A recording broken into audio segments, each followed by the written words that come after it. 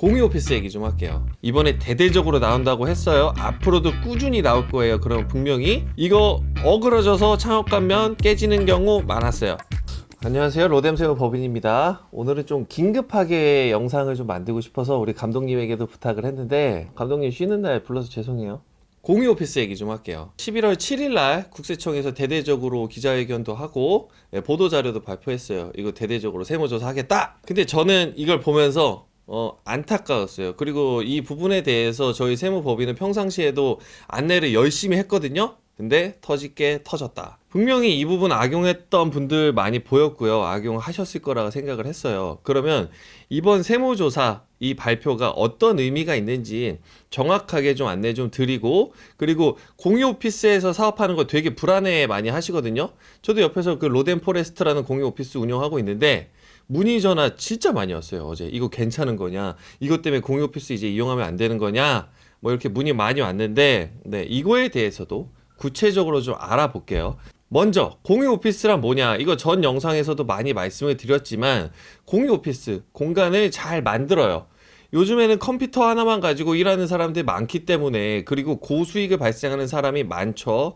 뭐 유튜버 분들도 그렇고, 뭐 전자상거래 하시는 분들, 뭐 소프트웨어 개발하시는 분들, IT 업계에 종사하는 모든 사람들 컴퓨터 하나만 있으면 돼요. 그 옛날처럼 공간을 임차할 필요가 없다는 거예요. 그냥 나한테 조그만 공간, 와이파이 잘 퍼지는 곳, 그리고 뭐 가끔가다 일하면서 쉴 수 있는 공간, 이런 곳만 있으면 되는데, 그 니즈를 파고든 것이 공유 오피스예요. 거기에 이제 단독으로 나는 좀 프라이빗한 공간이 필요해. 그럼 상주 공간이 필요한 거고, 나는 그렇지 않다. 그냥 오픈된 공간에서 일하면 된다? 비상주 공간, 나한테 딱 배정된 공간 없이 아무데나 편하게 가서 일할 수 있는 그런 공간만 필요한 거예요. 그러면 이게 불법이냐? 사실 이 공유 오피스 자체는 불법이 아니에요. 이게 우리나라에만 있는 게 아니거든요. 외국에서 이미 잘 되고 있는 프랜차이즈 공유 오피스들이 국내에도 진입을 해서, 그래서 그런 것들을 너무 잘 활성화를 시킨 게 이제 뭔가 사업이 번져 나간 거죠. 그래서 이 사업이 불법일 수는 없어요. 그냥 이 시대에 맞게, 흐름에 맞게 잘 발생되고 파생된 사업 중에 하나라고 저는 생각을 하는데, 그러면 뭐가 불법일까? 국세청에서 보도자료에 쓴 문구를 잠깐 인용해서 말씀을 드릴게요. 네, 이렇게 써놨습니다. 일부 유튜버, 통신판매업자, 네, 전자상거래 하시는 분들, 높은 창업 중소기업 세액 감면을 적용받기 위해서 실제는 서울에서 사업을 하면서 용인, 송도 등 수도권 과밀억제권역 외 지역의 공유 오피스에 허위 사업자 등록증을 이른바 주소 세탁 사례가 발견이 되었다. 네, 여기에서 포커스가 뭔가요? 공유 오피스를 불법이라고 하지는 않아요. 하지만 허위 사업자 등록증을 낸 주소 세탁이 문제인 거예요. 옛날부터 세무조사 많이 나왔어요. 주소 세탁, 뭐 아니면은 뭐 허위 사업자 등록증. 이거는 옛날부터 세무조사를 많이 했던 사례인데, 공유 오피스라는 이런 공간이 사업자 등록증을 내기 너무 좋다 보니까 사람들이 많이 악용한 거예요. 저 옛날에 직장 생활 할 때인데, 그때 어떤 대표님이 서울에서 사업을 하는데 부모님 집이 저기 전라도였어요. 전라도에다가 사업자를 냈어요. 이거 세무조사 나왔었어요. 이런 게 대표적인 주소 세탁이에요. 그러면서 창업 감면 비율을 확 높여가지고 그때도 이제 창업 감면 많이 받았다고 조사 나왔던 거예요. 똑같아요. 요즘은 공유 오피스가 너무 잘 돼 있으니까 사업자 등록증만 그 주소로 따는 행위, 이거를 결국에 허위 사업자라고 본 거예요. 이게 문제인 거지, 공유 오피스에서 사업하는 게 문제는 아니다. 이 자세한 보도자료 제가 저희 로뎀새우 법인 블로그에 올려놨어요. 오셔가지고 전문 읽고 싶으신 분들은 한번 읽어보세요. 여기에 보면은 조세 탈루 혐의에 대해서 여러 가지 착 나열하고 있는데, 거기에서 핵심적으로 때린 게 공유 오피스에서 사업하고 있는 허위 사업자다. 이거를 되게 대대적으로 때렸어요. 그럼 이제 공유 오피스를 어떻게 이용할까에 대해서도 고민을 해 보셔야 된단 말이에요. 자, 보세요. 공유 오피스 자체는 합법적인 공간이라고 말씀을 드렸어요. 근데 불법적인 건 그 허위 사업자 등록증을 낸 행위가 잘못됐다 그랬어요. 그러면 허위 사업자처럼 안 보여야 되는 거예요. 가장 핵심은 뭐예요? 공유 오피스 와서 사업해야 돼요. 와서 사업하고 실제로 업무도 보시고, 그리고 이런 것들에 대해서 내가 입증을 할 수 있는 자료들을 좀 만들어 두셔야 된다. 이게 핵심이다. 저는 이렇게 생각을 해요. 저는 이거를 제가 공유 오피스 사업을 준비하면서부터 사실 고민을 많이 했어요.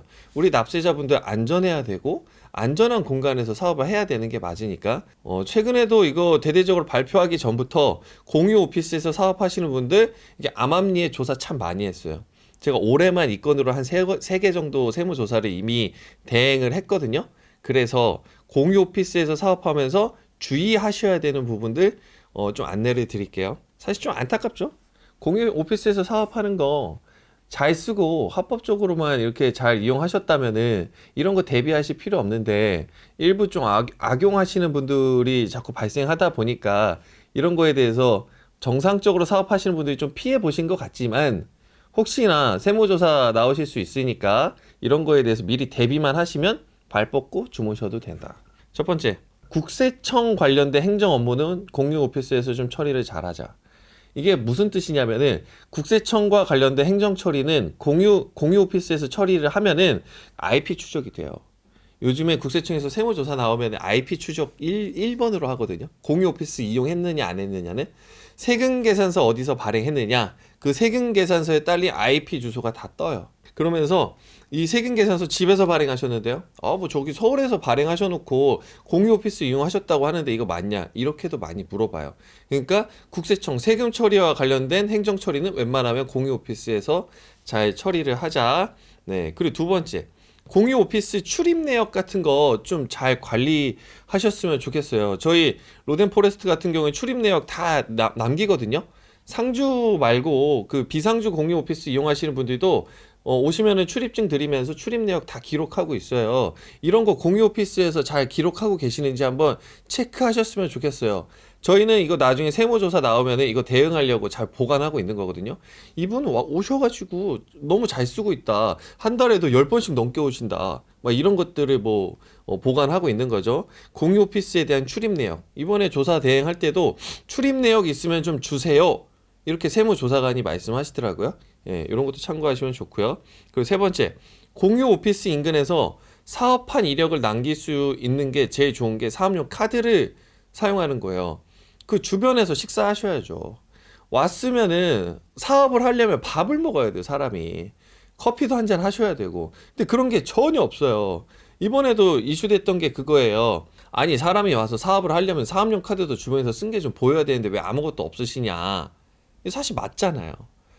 와서 하루 종일 업무를 보셨으면은 식사도 하실 거고 음료도 드실 거 아니에요. 그러면 그런 게 없다면은 또 사업 행위를 안 한 것처럼 보일 수 있다는 거예요. 오셔서 사업용 카드도 좀 잘 쓰자. 이런 흔적 남겨두는 거 너무 좋다. 그리고 네 번째, 내가 사업을 했다는 거를 사진으로 좀 찍어두세요. 원래 이거 왜 해야 되는지 모르겠지만 이번 세무조사하면서 이런 거를 좀 요청하시는 조사관님들이 생각보다 많았어요. 사업하고 있는 거 혹시 진짜 뭐 사진이나 아니면 문서 작업해둔 거 있으면 좀 주셔라. 근데 이런 게 되게 도움이 많이 되거든요, 실제로. 조사가 안 나오면은 굳이 이런 거 할 필요 없어요. 내가 사업을 하는데 이런 걸 굳이 왜 남겨요. 근데 공유 오피스에서 비상조 하시는 분들은 특히나 창업 감면 적용받아서 고액의 세금 감면 받으시는 분들은 남겨두시는 거 좋을 것 같아요. 4가지 정도 제가 방법 말씀드렸어요. 국세청 행정 처리는 웬만하면은 공유 오피스 처리하자. 세금 계산서 발행하는 거. 두 번째, 출입 내역 있는지 잘 보관하자. 그리고 사업용 카드 같은 거 주변에서 좀 흔적 좀 잘 남겨두자.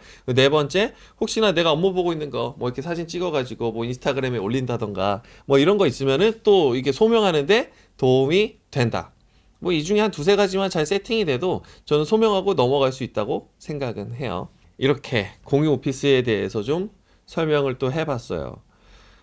문제가 되시는 분들은 창업 감면 받으시는 분들이에요. 상관없어. 나는 창업 감면이랑 상관없어. 나는 공유 오피스 공간이 좋아. 그러면 완전 프리. 그냥 편하게 일하세요. 근데 내가 공유 오피스 공간을 이용하면서 5년 동안 창업 감면이라는 이 엄청난 세금 혜택을 받으셔야 되는 분들이라면 수고롭지만 준비하세요. 그래야지 내가 창업 감면 받는 것도 안전하게 받으실 수 있는 거예요. 네, 이런 거 잘 준수하셔서 이거 어그러져서 창업 감면 깨지는 경우 많았어요. 조사하면서도 많이 발견됐고 제가 조사하면서도 많이 있었고 옆에 동료들 얘기 들어보면은 꽤 많았어요.